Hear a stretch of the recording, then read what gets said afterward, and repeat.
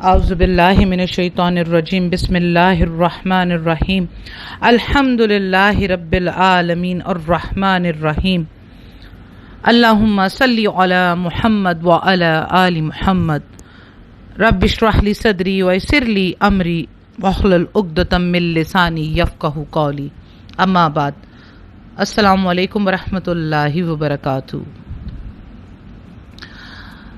کافی سوالات آئے اور اکثر کر آتے ہی رہتے ہیں اس ٹاپک پر کہ جب ہم اللہ سے دعا مانگیں تو ہم اللہ کو واسطہ وسیلہ ذریعہ پیش کریں یا نہ کریں، اور اس میں دو طرح کے گروہ ہیں۔ ایک گروہ تو وہ ہے جو قرآن اور احادیث کے مطابق اللہ کے سامنے وسیلہ، واسطہ یا ذریعہ پیش کرتا ہے، قرآن اور حدیث کے مطابق دعا کرتے وقت، اور اس کا عقیدہ قرآن اور مستند احادیث کے مطابق ہوتا ہے کہ وہ واسطہ، وسیلہ یا ذریعہ کی کون سی قسم کو استعمال کرتا ہے تو وہ قرآن اور حدیث کے مطابق کرتا ہے، الحمدللہ۔ اور دوسرا گروہ وہ ہے جو یہ کہتا نظر آتا ہے کہ آپ ولی، اولیاء، پیغمبروں کا واسطہ دے کر اللہ سے مانگیں، کیونکہ اللہ بغیر وسیلے کے دعا کو نہیں سنتا۔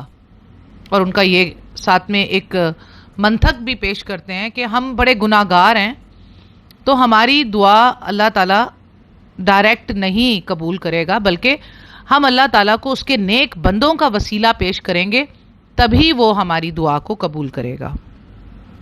ان کی اس بات کا ان کے پاس کوئی اوتھینٹک جواب نہیں ہوتا، بجائے کہ ادھر ادھر کی باتوں کے اور لاجکلی دماغ سے کھیلنے کے، خود کی دنیا کی مثالیں پیش کرنے کے، ان کے پاس اور کوئی قرآن اور حدیث سے کوئی جواب موجود نہیں ہوتا۔ تو آج ہم انشاءاللہ تعالی قرآن اور مستند احادیث کے ذریعے سے آپ کے سامنے واسطہ، وسیلہ اور ذریعہ کا تحقیقی جائزہ کریں گے، اور آپ کے سامنے ان آیات کو پیش کریں گے جو کہ دلیل ہیں کہ اللہ کے لیے کسی فوت شدہ ولیوں کا یا فوت شدہ پیغمبروں کا یا کسی فرشتے کا یا کسی جن کا وسیلہ، واسطہ، ذریعہ دینے کی کوئی ضرورت نہیں، بلکہ جو واسطہ، وسیلہ اور ذریعہ قرآن اور احادیث سے ثابت ہے وہ بے شک اللہ کو پیش کیا جا سکتا ہے۔ اس کے علاوہ کوئی اور شکل واسطے، وسیلے، ذریعے کی نہیں ہے۔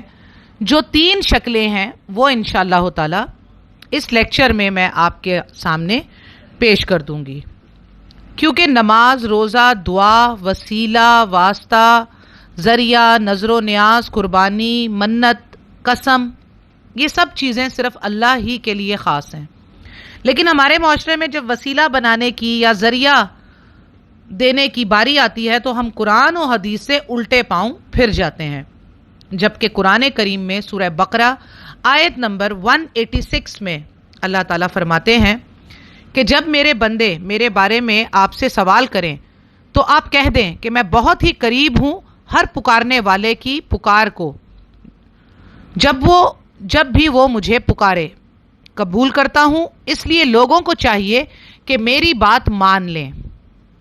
باپ یہاں پر دیکھیے کہ اللہ سبحانہ تعالیٰ نے ایک شرط بھی یہ رکھی ہے کہ وہ بھی میری بات مانیں، میرے ساتھ شریک ٹھہرا کر مجھ سے مانگیں گے تو کیسے میں ان کو دوں گا، ٹھیک ہے نا؟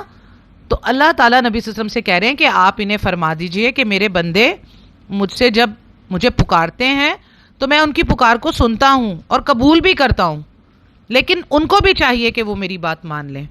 تو جس کو چاہیے کہ وہ اللہ تعالیٰ سے اپنی بات منوا لے تو وہ پھر اللہ کے ساتھ کسی کو شریک ہی نہ کرے۔ ابھی اس آیت میں اللہ سبحانہ تعالیٰ خود کہہ رہے ہیں کہ میری راہ میں وسیلہ یعنی واسطہ تلاش کرو۔ کیا آپ کو لگتا ہے کہ اللہ یہ کہہ رہے ہیں؟ اللہ تعالیٰ نے کیا کہا ہے کہ پکارنے والے کی پکار میں سنتا ہوں، سو وہ میری بات مانے۔ اب اللہ نے کیا فرمایا ہے؟ وہ قرآن کریم ہے، اس کو مانے، اس کے دلائل کے اوپر بات کریں۔ مگر یہ گمراہ کرنے والے لوگ قرآن کی سورہ مائدہ کی آیت نمبر 35 پڑھ کر سناتے ہیں اور کہتے ہیں کہ اس سورت کی اس آیت میں اللہ نے وسیلہ تلاش کرنے کا کہا ہے۔ اب میں آپ کے سامنے یہ آیت پیش کرتی ہوں، سورہ مائدہ آیت نمبر 35۔ اعوذ باللہ من الشیطان الرجیم، بسم اللہ الرحمن الرحیم۔ یا ایھا الذین آمنوا اتقوا اللہ وابتغوا الیہ الوسیلۃ وجاہدوا فی سبیلہ لعلکم تفلحون۔ ترجمہ، اے ایمان والو، اللہ سے ڈرتے رہو اور اس کا قرب تلاش کرو اور اس کی راہ میں جہاد کرو تاکہ تمہارا بھلا ہو۔ اب یہ گمراہ علماء اس آیت میں لفظ الوسیلۃ کا مطلب عوام کو واسطہ اور ذریعہ بتاتے ہیں، جبکہ الوسیلۃ عربی لفظ ہے جس کے معنی ہیں قرب کے۔ ٹھیک ہے، عربی لفظ الوسیلۃ کے معنی اردو میں جب آپ کریں گے تو وہ ہو جائے گا قرب، اس کا معنی وسیلہ یا واسطہ نہیں بنے گا، اور قرب کے معنی ہے محبت کے، قریب ہونا، محبت ہونا، یہ ہیں قرب کے معنی۔ اب یہ لوگ اس آیت میں لفظ الوسیلۃ کو، جس کے معنی قرب کے ہیں، اس کو چینج کر دیتے ہیں واسطہ وسیلہ سے، اور پھر کہتے ہیں کہ دیکھو نا، اللہ تعالیٰ فرما رہا ہے کہ ایمان والو اللہ سے ڈرتے رہو اور اس کا وسیلہ تلاش کرو۔ یہ قرب کی جگہ اس کا ترجمہ وسیلہ کر دیتے ہیں۔ تو بے فکر رہیے، عربی میں وسیلہ کی جو عربی ہے وہ الگ لفظ ہے، یہ کھیل نہیں سکتے۔ آپ اور ہم سب اچھی طرح جانتے ہیں کہ آج بہت سے فرقے ہیں، اور فرقہ پرست علماء نے اس لفظ الوسیلۃ کا ترجمہ قرب کی جگہ اردو کا لفظ وسیلہ اور واسطہ کے کر دیے، تاکہ عوام یہ سمجھے کہ اللہ نے قرآن میں خود کہا ہے کہ مجھ تک کوئی بھی بات دعا پہنچانے کا وسیلہ اور واسطہ تلاش کرو۔ ہماری مسلم عوام بھولی بھالی اور قرآن سے کوسوں میل دور یہ سمجھ جاتی ہے کہ بالکل یہی بات ہے، کیونکہ ہم لوگوں کے پاس اتنا وقت نہیں ہے کہ ہم اتنی تحقیق کریں اور گہرائی تک جا کر سچ بات اور سچے عقیدے کا پتہ لگائیں۔ آئیے اب آپ کو قرآن ہی سے بتاتے ہیں کہ عربی لفظ الوسیلۃ کے معنی قرب کے ہیں یا اردو والا لفظ واسطہ یا وسیلہ کے ہیں، کیونکہ جو بھی قرآن کے ایک لفظ کا ترجمہ اپنی مرضی سے کرے گا تو اسے قرآن کسی دوسری آیت میں فوراً پکڑ لے گا۔ اس لیے قرآن میں قیامت تک کوئی چھیڑ چھاڑ نہیں کر سکتا، کیونکہ اگر کوئی بھی قرآن کے ایک لفظ کا ترجمہ اپنی مرضی سے کرے گا تو وہی عربی کا لفظ کسی اور آیت میں، کسی اور ٹاپک میں استعمال ہو رہا ہوگا، اور اس ٹاپک میں اسے اس لفظ کا ترجمہ مجبوراً عربی کے مطابق ہی کرنا پڑتا ہے، کیونکہ اگر وہ وہاں اصل ترجمہ نہیں کرے گا تو پورا جملہ ہی چینج ہو جائے گا، بے معنی اور بے مقصد ہو جائے گا۔ اب ہم ان گمراہ کرنے والے علماء سو کی چوری بھی قرآن ہی سے بتاتے ہیں، اور وہ ہے سورہ بنی اسرائیل کی آیت نمبر 57 جو میں آپ کے سامنے پڑھ رہی ہوں۔ بسم اللہ الرحمن الرحیم۔ اولئک الذین یدعون یبتغون الی ربہم الوسیلۃ ایہم اقرب ویرجون رحمتہ۔ یہ آیت آگے چل رہی ہے، اس میں الوسیلۃ لفظ بھی آیا اور اقربو بھی آیا ہے۔ اب اس کا ترجمہ میں آپ کو پڑھ کر بتاتی ہوں۔ جنہیں یہ لوگ پکارتے ہیں خود وہ اپنے رب کے تقرب کی جستجو میں رہتے ہیں کہ ان میں سے کون زیادہ نزدیک ہو جائے۔ اقربو جو عربی میں آیا، نزدیک، قرب، محبت، نزدیک ہو جائے، وہ خود اس کی رحمت کی امید رکھتے اور اس کے عذاب سے خوف زدہ رہتے ہیں، کیونکہ تیرے رب کا عذاب ڈرنے کی چیز نہیں، ڈرنے کی چیز ہے، کیونکہ تیرے رب کا عذاب ڈرنے ہی کی چیز ہے۔ یہ ہے اس آیت کا ترجمہ۔ اب اس آیت کا اصل پس منظر سنیے کہ مشرکین مکہ فرشتوں کو نعوذ باللہ اللہ کی بیٹیاں کہتے تھے، اور یہ بھی کہتے تھے کہ یہ فرشتے اللہ کی لاڈلیاں بیٹیاں ہیں، نعوذ باللہ۔ تو مشرکین مکہ فرشتوں کو، جنات کو اور یہود و نصارہ پیغمبروں یعنی حضرت عیسیٰ علیہ السلام کو پکارتے تھے، اور اللہ نے سب کی نفی کر کے قرآن میں فرما دیا کہ تم جن سب کو پکار رہے ہو وہ خود اپنے رب کے تقرب یعنی قرب یعنی الوسیلتا، جسے عربی میں الوسیلتا کہتے ہیں، اللہ کے تقرب اور قرب کی جستجو میں رہتے ہیں کہ ان میں سے کون اللہ کی محبت کو حاصل کر لے۔ جنات نیک عمال کر کے اور فرشتے اللہ کے حکم کو پورا کرنے کے لیے ایک دوسرے سے سبقت لے جانے میں کوشش کرتے ہیں، کیونکہ صحیح بخاری کی حدیث معراج کے چیپٹر میں حدیث ہے کہ جب اللہ کوئی حکم فرماتا ہے تو سب فرشتوں پر اللہ کی آواز سن کر ہیبت بیٹھ جاتی ہے، اور جب اللہ حکم دے کر پورا کر دیتا ہے تو فرشتے جو اللہ کی آواز سے خوف میں ہیبت زدہ ہو کر سن رہے ہوتے ہیں تو وہ ایک دوسرے سے اللہ کے حکم کی تصدیق کرتے ہیں اور کہتے ہیں، ایک دوسرے سے پوچھتے ہیں کہ اللہ نے کیا فرمایا، اور پھر ہر فرشتہ اللہ کے حکم کو سب سے پہلے پورا کرنے کے لیے ایک دوسرے سے ریس لگاتے ہیں۔ ہر فرشتہ یہ کوشش کرتا ہے کہ وہ اللہ کے حکم کو باقی فرشتوں سے پہل پورا کر لے، تاکہ بدلے میں اس فرشتے کو اللہ کا الوسیلتا یعنی قرب یعنی اللہ کا قرب، اللہ کی محبت نصیب ہو۔ اب یہاں پول کھل گیا کہ اب یہ بات سمجھیے کہ اگر یہاں یہ چور علماء سو الوسیلتا کا ترجمہ اردو والا وسیلہ یعنی ذریعہ یا واسطہ کے کرتے تو پھنس جاتے، کیونکہ فرشتوں اور اللہ کے درمیان کوئی اور مخلوق نہ وسیلہ ہے نہ ذریعہ ہے۔ البتہ پیغمبروں کے اور اللہ کے درمیان تو وسیلہ فرشتہ بنتا ہے، اللہ تعالیٰ نے فرشتے کے ذریعے ہی وحی بھیجی نا، لیکن اب فرشتے اور اللہ کے درمیان میں کیا کرتے، ادھر کس چیز کو وسیلہ، عربی کا لفظ الوسیلتا کا معنی کیسے چینج کرتے؟ وہاں تو پھنس گئے نا، وہاں نہیں چینج کر سکتے تھے، کیونکہ فرشتوں کا اللہ کے ساتھ اللہ تک پہنچنے کا، اللہ سے معاملات کرنے کا کوئی اور بیچ میں کوئی تیسرا وسیلہ ہی نہیں ہے، بلکہ فرشتے وسیلہ ہیں پیغمبروں تک وحی لانے کا۔ تو اب انہیں یہاں پر تو جو ہے نا الوسیلتا کے معنی قرب کے کرنے پڑے، اب یہاں پر انہوں نے قرب کے کر دیے۔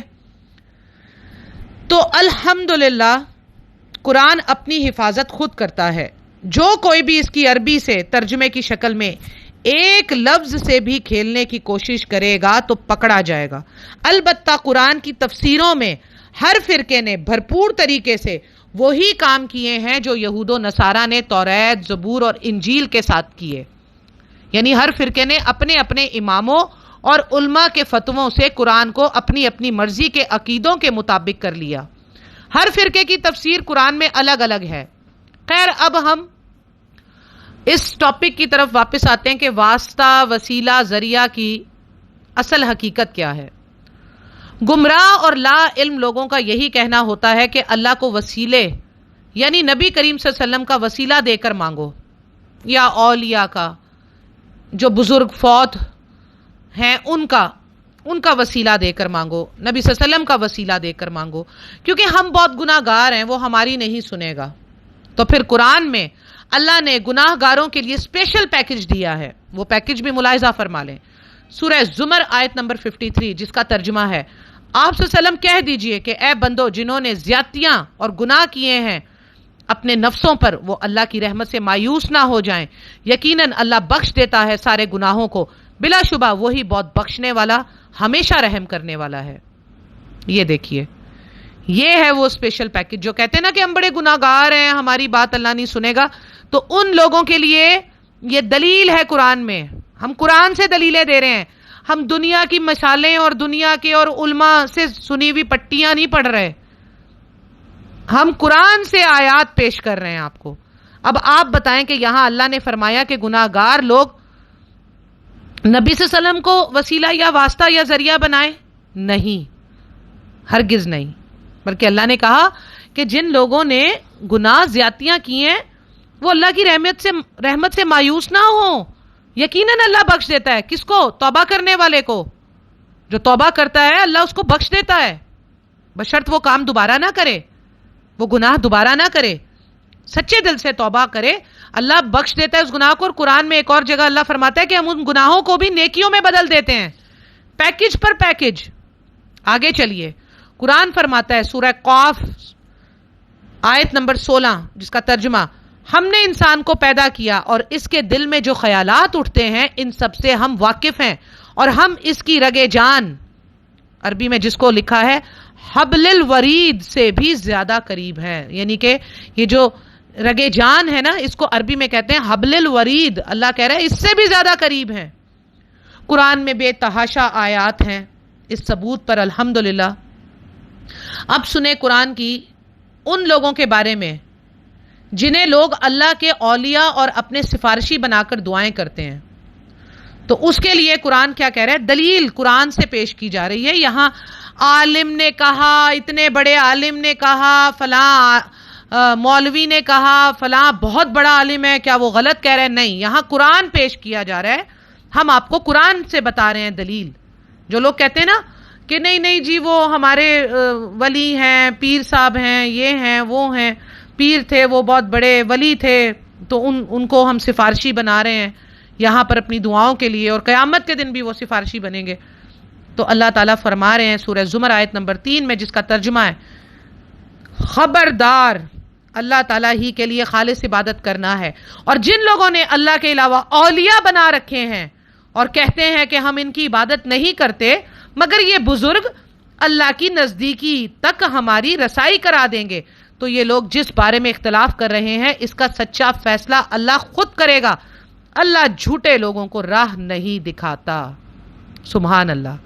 یہ ہے سورہ زمر کی آیت نمبر 3 کا ترجمہ جو میں نے آپ کے سامنے پڑھا. اس کی عربی بھی چیک کر لیجئے گا.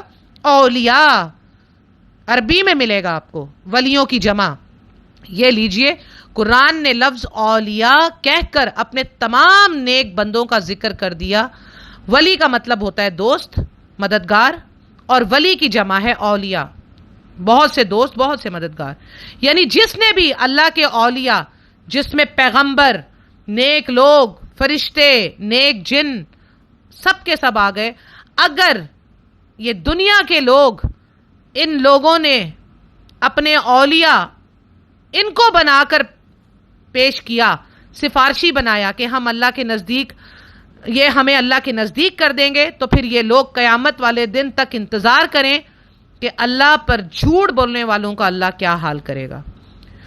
اب آپ لوگ یہ پوچھیں گے کہ آخر ہم کس طرح اور کس ذریعے اور کس واسطے سے اللہ سے دعا کریں. تو آئیے سب کو چھوڑ کر اپنے پیارے نبی کریم حضرت محمد صلی اللہ علیہ وآلہ وسلم کی حدیث سے پوچھتے ہیں کہ نبی صلی اللہ علیہ وسلم نے ہمیں اللہ سے دعا کرتے وقت کن واسطہ، وسیلہ یا ذریعہ کی تعلیم فرمائی ہے. اور تو وہ 3 ہیں.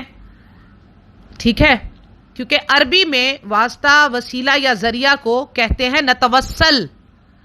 الوسیلتہ کے معنی ہے قرب، محبت، نزدیک ہونا، اور واسطہ، وسیلہ یا ذریعہ کو عربی میں کہتے ہیں نتوسل. یاد کر لیجئے. اور نتوسل یعنی واسطہ، وسیلہ، ذریعہ کے 3 قسم ہیں. نمبر 1، اللہ تعالیٰ کو اپنے نیک اعمال کا واسطہ دے کر دعا کرنا.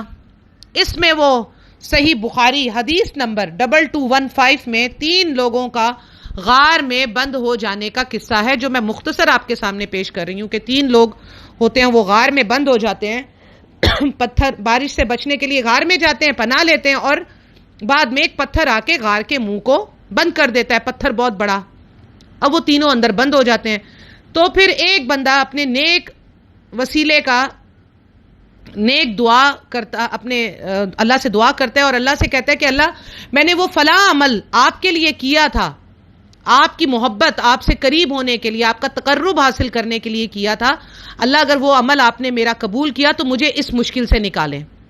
پھر دوسرا آدمی اسی طرح دعا کرتا ہے کہ اللہ وہ فلاں کام، وہ سارے تینوں کام اس حدیث میں آپ پڑھ لیں گے، میں کیونکہ مختصر بیان کر رہی ہوں. ایسے ہی دوسرا شخص اپنا ایک نیک عمل اللہ کے ہاں، اب نیک عمل سے مراد کہ اگر آپ نے کبھی کسی غریب کو کھانا کھلایا، کسی کو کپڑے دیے، کسی کی پیسوں سے مدد کر دی، کسی مسافر کو راستہ بتا دیا، کسی سفید پوش کی مدد کر دی، کسی کے ساتھ کوئی بھی نیکی اللہ کے لیے کی، تو اب آپ مشکل میں پھنسے ہیں تو آپ اس کا وسیلہ پیش کر سکتے ہیں اللہ کے ہاں کہ اللہ، میں نے وہ نیک عمل کیا تھا، اگر وہ میں نے واقعی آپ کے قرب، آپ کی محبت حاصل کرنے کے لیے کیا تھا، تو اللہ مجھے اس مشکل سے نکال دیں اس نیک عمل کے وسیلے سے. تو ان تینوں لوگوں نے جو غار میں بند ہو گئے تھے اپنے اپنے نیک اعمال کا وسیلہ دیا. ٹھیک ہے، یہ ہے صحیح بخاری 2215، یہ بخاری ہے. ٹھیک ہے، تو اس کا یہ آپ کو میں نے حوالہ دے دیا. نمبر 1 وسیلہ کہ اپنے نیک اعمال کا وسیلہ دے کر آپ اللہ سے دعا کر سکتے ہیں. نمبر 2 کسی نیک زندہ انسان سے جو شرک اور بدعت نہ کرتا ہو اس سے دعا کروانا.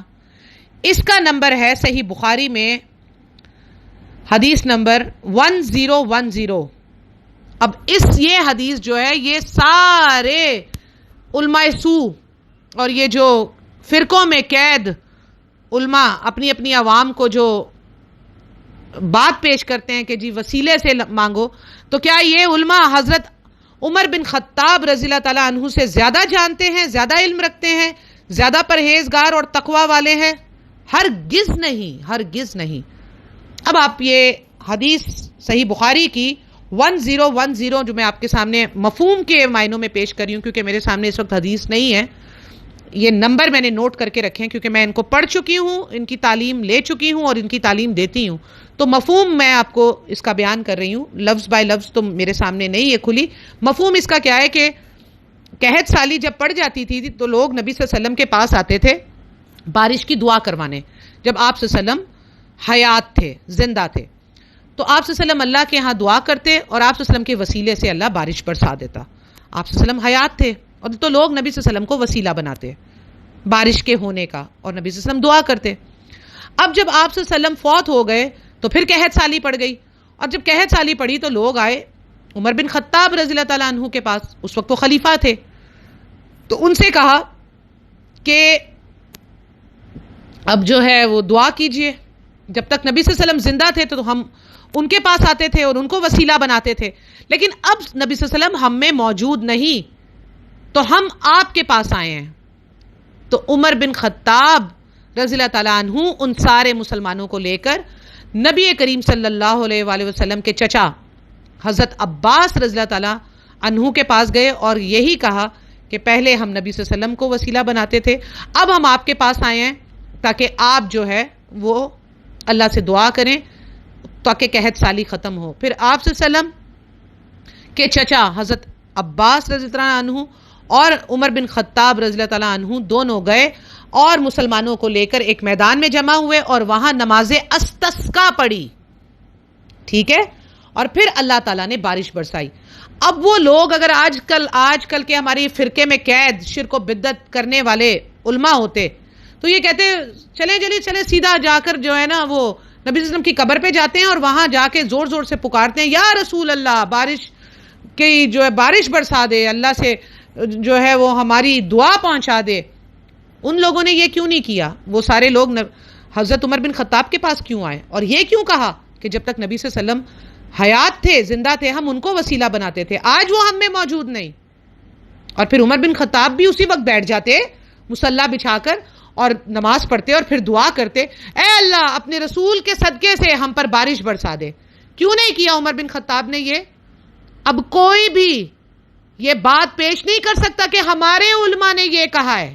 یہ دلیل ہے صحیح بخاری کی 1010 اس کا نمبر ہے 1010. اس کے آگے کوئی علماء، کوئی فرقہ، کوئی عالم، کوئی عالمہ، کوئی بھی نہیں آواز بلند کر سکتا یا منہ بھی نہیں کھول سکتا. ٹھیک ہے، تو یہ ہے دوسری قسم کہ آپ کسی نیک زندہ انسان سے، فوت ہوئے سے نہیں. جب آپ سے سلم فوت ہو گئے تو اس وقت ان کے وسیلے سے بھی دعا نہیں مانگی گئی. لیکن ہمارے یہاں کیا چال چلی جاتی ہے کہ نبی صلی اللہ علیہ وسلم تو فوت ہی نہیں ہوئے، وہ تو زندہ ہیں، ہے نا، یہ چال چلی جاتی ہے. تو اس کا مطلب یہ ہے کہ صحابہ اکرام نے نبی صلی اللہ علیہ وسلم کو زندہ دفنا دیا. نعوذ باللہ، صحابہ اکرام نے نبی صلی اللہ علیہ وسلم کو زندہ ہوتے ہوئے کپڑے اتار کر غسل دے دیا. نعوذ باللہ، نعوذ باللہ. یہ میں مجبور ہوں یہ کہنے کے لیے، کیونکہ جو لوگ یہ کہتے ہیں نا نبی صلی اللہ علیہ وسلم زندہ ہیں، تو پھر صحابہ کرام نے زندہ نبی کو زمین میں دفن کر دیا. استغفر اللہ. صحابہ کے بارے میں پھر ایسے جملے بولیں، کیونکہ مطلب تو یہی ہے کہ صحابہ نے اگر نبی صلی اللہ علیہ وسلم کو زندہ دفنا دیا تو یہ نیک کام کیا. پہلے جھوٹ بولنے سے پہلے انسان 100 مرتبہ سوچے کہ علم والے، عقل و شعور والے لوگ بیٹھے ہوئے ہیں ان کے جھوٹ پکڑنے کے لیے. اللہ نے اپنے بندوں کو اس زمین پہ رکھا ہوا ہے جو ان کی جھوٹی باتیں پکڑ کے بتاتے ہیں. پھر دوسری بات کیا کرتے ہیں کہ نہیں جی وہ دیکھیں نا قرآن کہہ رہا ہے کہ شہید مرتا نہیں ہے، شہید زندہ ہوتا ہے، اس کو رزق دیا جاتا ہے. تو پھر نبی صلی اللہ علیہ وسلم کیسے فوت ہو گئے؟ وہ تو زندہ ہیں. تو پوری آیت پڑھے نا، آدھی آیت پڑھ کے لوگوں کو شرک کرنے کے لیے اکساتے ہیں یہ علماء سو کہ جب شہید زندہ ہے اس کو رزق دیا جا رہا ہے تو نبی تو شہید سے بھی زیادہ ہوتا ہے، وہ کیسے فوت ہو گیا؟ تو قرآن کی آیت آدھی پڑھتے ہیں نا، اور عوام جا کے باقی کی آدھی آیت خود پڑھتی نہیں ہے نہ ان کو قرآن میں اس آیت کا نمبر پتہ ہے. سورہ بقرہ میں ہے کہ شہید کو مردہ مت کہو، وہ زندہ ہیں، انہیں رزق دیا جاتا ہے. یہاں تک سارے مولوی بتاتے ہیں، سارے آپ کے علماء سو یہاں تک آیت پڑھتے ہیں. آگے میں پڑھ کے بتاتی ہوں. آگے آیت میں ہے اور تم نہیں جانتے، وہ زندہ ہیں اور ان کو رزق مل رہا ہے، لیکن تم نہیں جانتے کیونکہ وہ تمہاری دنیا میں نہیں ہے، وہ برزخ میں ہیں، وہاں زندہ ہیں. اس دنیا میں زندہ نہیں ہے. یہاں نہ تمہاری آواز سن رہے ہیں، نہ یہاں تمہاری دنیا کا کھانا کھا رہے ہیں. وہ وہاں پر ہیں کیونکہ ان کو جو رزق مل رہا ہے وہ جنت کا رزق ہے. وہ یہ ہمارا بریانی، نہاری، پائے، آلو گوشت یہ نہیں ہے، وہ جنت کا کھانا ہے، وہ برزخ ہے، وہ وہاں پر زندہ ہے، اس دنیا میں زندہ نہیں ہے وہ. تو یہ ہے پوری آیت. ٹھیک ہے، یہ بھی ساتھ ساتھ میں نے بیان کر دیا کیونکہ یہ بہانے بناتے ہیں نا. اب تیسرا وسیلہ کون سا ہے جو کہ سب سے بڑا وسیلہ ہے؟ نمبر 1 یہی دینا ہے، اللہ کے ناموں کا واسطہ دے کر اللہ کو پکاریں، اللہ سے دعا کریں. اللہ ہی کے ناموں کا واسطہ اللہ کو دیں اور وہ دے کر اللہ سے دعا کریں. مصنف ابی شیبہ حدیث نمبر 29808، یہ حدیث میں آپ کے سامنے پڑھ رہی ہوں جو کہ دعا ہے جو نبی صلی اللہ علیہ وسلم نے کی. آپ لوگ تو اسی رسول کو اللہ کا وسیلہ بنا دیتے ہیں اللہ سے دعا کرنے کا، نعوذ باللہ. اب اس رسول کی دعا سنیں صلی اللہ علیہ وآلہ وسلم، وہ کیسے دعا کر رہے ہیں، جس کا میں آپ کے سامنے ترجمہ پڑھ رہی ہوں. آپ صلی اللہ علیہ وسلم اس وقت اللہ سے دعا کر رہے ہیں. اب سوچیں وسیلہ کیسے پیش کر رہے ہیں، سنیے. یا اللہ میں تیرا بندہ ہوں اور تیرے بندے اور باندی کا بیٹا ہوں، میری پیشانی تیرے ہی ہاتھ میں ہے، میری ذات پر تیرا ہی حکم چلتا ہے، میری ذات کے متعلق تیرا فیصلہ سراپا عدل و انصاف ہے. میں تجھے تیرے ہر اس نام کا واسطہ دے کر کہتا ہوں کہ جو تو نے اپنے لیے خود تجویز کیے یا اپنی مخلوق میں سے کسی کو وہ نام سکھائے یا اپنی کتاب میں نازل فرمائے یا اپنے پاس علم غیب میں ہی محفوظ رکھے، کہ اللہ تو قرآن کریم کو میرے دل کی بہار، سینے کا نور، غموں کے لیے باعث کشادگی اور پریشانیوں کے لیے دوری کا ذریعہ بنا دے. آمین ثم آمین یا رب العالمین. یہ ہے دعا. اب یہاں نبی صلی اللہ علیہ وسلم نے کس کا وسیلہ دیا ہے؟ اسے دوبارہ سن لیجئے گا میری ریکارڈنگ کو پیچھے کر کے اس دعا کو، تاکہ آپ کو پتہ چلے کہ آپ کا رسول حضرت محمد کریم صلی اللہ علیہ وآلہ وسلم کیسے دعا کرتے تھے. وہ تمیز ہمیں سیکھنی ہے کہ ایسے دعا کریں. تو یہ ہے جی وہ 3 وسیلے. نتوسل، عربی میں جسے نتوسل کہا جاتا ہے اور اردو میں جسے ہم وسیلہ، واسطہ، ذریعہ کہتے ہیں، اسے عربی میں نتوسل کہا جاتا ہے. یہ ہیں وہ 3 ذریعے، واسطے، وسیلے جو ہم دے سکتے ہیں، جو میں نے قرآن اور حدیث سے پیش کیے. اور اللہ کو اللہ ہی کے ناموں کا واسطہ دے کر اللہ کے ناموں سے پکارو دعا کرتے وقت. یہ سورہ آراف آیت نمبر 180 میں موجود ہے. ٹھیک ہے، آیت نمبر 180 سورہ آراف. میں نے آپ کو تینوں وسیلے قرآن اور حدیث سے بما نمبر دلائل کے ساتھ پیش کیے ہیں. اب آپ کی مرضی ہے کہ آپ علماء سو کی بات سنیں کہ وہ کبھی کوئی بات پیش کرتے ہیں، کبھی کوئی بات کہ دیکھو سیڑھیوں پہ چھت پر جانے کے لیے سیڑھیوں کا وسیلہ بنتا ہے کہ نہیں بنتا، پھر اسی طرح کہیں گے اچھا دیکھو اگر جج کے سامنے کوئی کیس پیش کرنا ہے تو اس کے لیے وکیل کرنا پڑتا ہے کہ نہیں کرنا پڑتا، یہ دوسرا وسیلہ، ٹھیک ہے، ایسے وسیلے پیش کرتے ہیں۔ اللہ تعالیٰ نے قرآن میں فرمایا جیسی مثالیں اپنے لیے دیتے ہو میرے لیے مت دو، اللہ قرآن میں یہ فرما رہا ہے۔ ہاں یہ کبھی وکیل کا وسیلہ، کبھی چھت پہ جانے کے لیے سیڑھیوں کا وسیلہ، اور اللہ کہہ رہے کہ جب میرے لیے مثال دو تو اپنی مثالیں مت دو، میں تمہاری طرح نہیں ہوں، میں جج نہیں ہوں جس کے لیے وکیل کرنا پڑے گا کہ وکیل مجھے بتائے گا کہ اچھا اس کا کیس کیا ہے۔ اللہ کو کوئی وکیل بتا سکتا ہے کہ اللہ میں آپ کو بتاتا ہوں کہ کیس کیا ہے؟ نعوذ باللہ، اللہ خود اکیلا حاکم ہے، ہر چیز کو جانتا ہے، اس کو کوئی بتانے والا نہیں ہے۔ سورہ نبا آیت نمبر 38 پڑھیے، لگ پتا جائے آپ کو کہ اللہ تعالیٰ کیا ہے، اللہ کی شان کیا ہے، اور اللہ کے آگے سفارش کرنے والوں کی حالت کیا ہوگی۔ سورہ نبا آیت نمبر 38 پڑھیے۔ تو یہ تھے وہ 3 وسیلے جس سے ہم اللہ کا قرب حاصل کر سکتے ہیں۔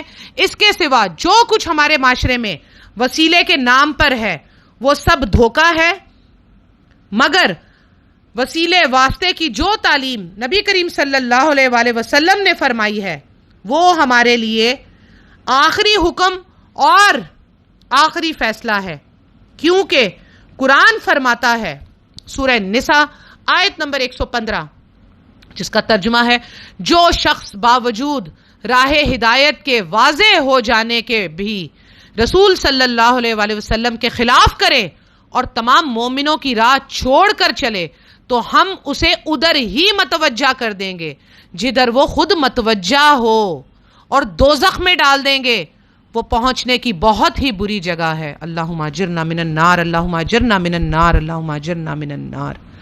یہ ہے پھر ان لوگوں کے لیے حکم۔ سورہ نساء آیت نمبر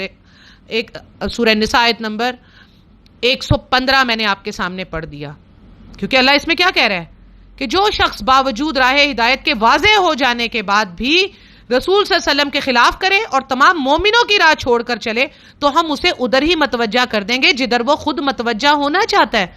تو پھر فیصلہ آپ سب لوگوں کے اپنے ہاتھ میں ہے کہ آپ قرآن اور نبی صلی اللہ علیہ وسلم کے حکم کو چھوڑ کر اپنے علماء سو، ان کی اللاجیکل باتیں جو دنیا کے لیے، انسانوں کے لیے، وہ آپ اللہ کے لیے اگر بنا کر ماننا چاہتے ہیں تو آپ کی مرضی۔ اللہ تعالیٰ نے آپ کو کہہ دیا کہ جہاں آپ متوجہ ہونا چاہیں گے ہم آپ کو ادھر ہی متوجہ کر دیں گے۔ اگر آپ پیغمبروں، فوت شدہ پیغمبروں کے وسیلے سے مانگیں گے تو ہم دے دیں گے، آپ کو ادھر ہی متوجہ کر دیں گے۔ آخر ہندو بھی تو مانگتا ہے نا، جا کے بھگوان سے، جس کو وہ بھگوان کہتا ہے، بت سے ہی مانگ رہا ہوتا ہے، اس کو ملتا ہے کہ نہیں ملتا؟ ملتا ہے میرے بھائی، تبھی تو وہ ناریل پھوڑتا ہے، اس کی منت پوری ہوتی ہے نا، اس کی دعا پوری ہوتی ہے۔ کس سے؟ ایک مورتی سے، اس کو وسیلہ بنا کر دعا کرتا ہے، اس کی بھی پوری ہوتی ہے، وہ مورتی پوری کرتی ہے؟ نہیں، اس نے اس نیک جو بھی ان کا بزرگ مرا ہوتا ہے اس کی مورتی بنا کے رکھی ہوتی ہے، رام، سیتا، کالی ماتا، جو ہے وہ لکشمن، اور پتہ نہیں کون کون، ٹھیک ہے، انہی کے وہ نیک لوگ تھے نا، انہوں نے ان کو وہ بنا کے ان کی مورتی بنائی، اسی وسیلے سے اللہ نے دیا، تو اللہ نے نا ان کے وسیلے سے، اس مورتی کے وسیلے سے تو نہیں دیا۔ اسی طرح آپ بھی قبروں پر جائیں یا نہ جائیں، آپ فوت شدہ پیغمبروں کا وسیلہ دیں اور ولیوں کا وسیلہ دیں، غوث اعظم جس کو آپ کہتے ہیں شاہ عبد القادر جیلانی رحمت اللہ علیہ، اللہ کے نیک بندے تھے، آپ نے ان کو وسیلہ بنا کے اپنی دعائیں کرنی ہے، کریں، اللہ آپ کی وہ چیز آپ کو دینی ہوگی، وہ آپ کی دعا قبول کر لے گا وسیلے کے ساتھ بھی۔ جب اللہ ہندو کی دعا قبول کر رہا ہے، کرسچن کی دعا قبول کر رہا ہے، تو آپ کی بھی کر رہا ہے، کوئی بڑی بات نہیں ہے، وہ دے رہا ہے۔ لیکن جس عقیدے سے آپ مانگ رہے ہیں، اللہ نے قرآن میں کہہ دیا ہم بھی تمہیں اس طرف متوجہ کر دیں گے جس طرف تم ہو، لیکن کیا ہوگا؟ آخرت میں تمہیں دوزخ میں ڈالیں گے۔ دنیا میں تو دوزخ نہیں ہے نا، یہ مرنے کے بعد ہی دوزخ میں ڈالا جا رہا ہے نا، سورہ نساء آیت نمبر 115 میں۔ تو اللہ فرما رہا ہے آخرت میں جو ہے نا دوزخ ہے، اور وہ پہنچنے کی بہت ہی بری جگہ ہے۔ تو فیصلہ اب آپ لوگوں کے ہاتھ میں ہے۔ میرا کام تھا دلیل سے آپ لوگوں کے سامنے بات کو پیش کرنا، اب آپ لوگوں کا کام ہے کہ آپ علماء سو کی کہانیاں اور چلاکی سے بنائی ہوئی قصے اور باتیں، جیسے سیڑھیاں ضروری ہیں چھت پہ چڑھنے کے لیے، تو اب ایسی باتیں لے لیں، یا یہ احادیث اور یہ آپ صلی اللہ علیہ وسلم کے بتائے ہوئے 3 احادیث سے آپ کے سامنے میں نے معاملے پیش کر دیے، یہ مانیں، یا پھر 1000 چیزیں مانیں جو جہنم میں لے کے جانے والی ہیں، وہ 1000 ہیں اور یہ 3 ہیں، سیدھے سیدھے یہ مانیں. سو یہ ہوا کمپلیٹ.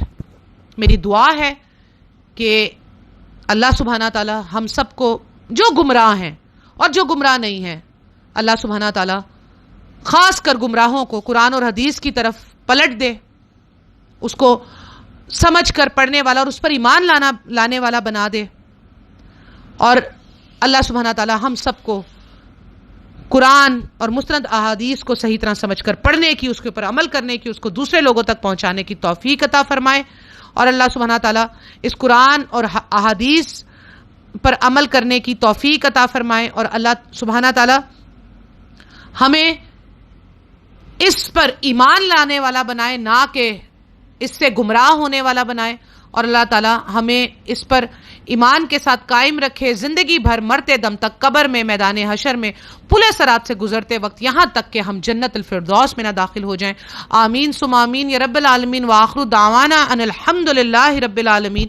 السلام علیکم ورحمۃ اللہ وبرکاتہ.